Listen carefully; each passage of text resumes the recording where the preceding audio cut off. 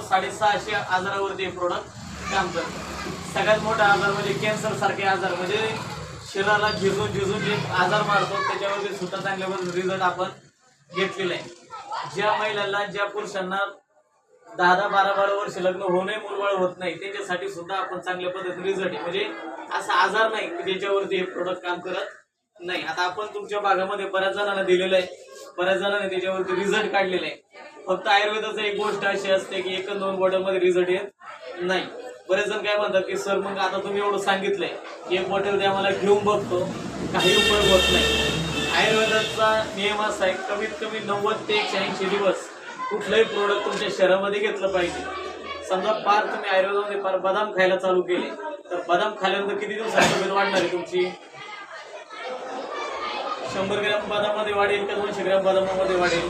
तर नाही, तुम्हाला ते दिवसेंदिवस ते शरीरामध्ये ते गेलं पाहिजे। कमीत कमी कुठली गोष्ट तुमची 90 ते 180 दिवसाचा कोर्स केला पाहिजे, तो झाला पार्ट 1।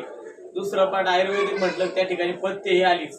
जर तुम्ही पथ्य पाळले नाही, कारण प्रत्येक आजारानुसार पथ्य वेगळे राहतात। ज्या माणसाचे गुडघे, कंबरदुखी असेल, मणक्याचा त्रास असेल, म्हणजे हाडांसुद्धा जे त्रास असतात त्यांना 5 पथ्य असतात। तुमचा चहा, तुमचा बटाटा, तुमचा भात, वांग आणि गवार, या 5 गोष्टी काय करतात, शरीरामध्ये वात वाढवतात, आणि एकदा वात वाढलं तर ऑटोमॅटिक तो आजार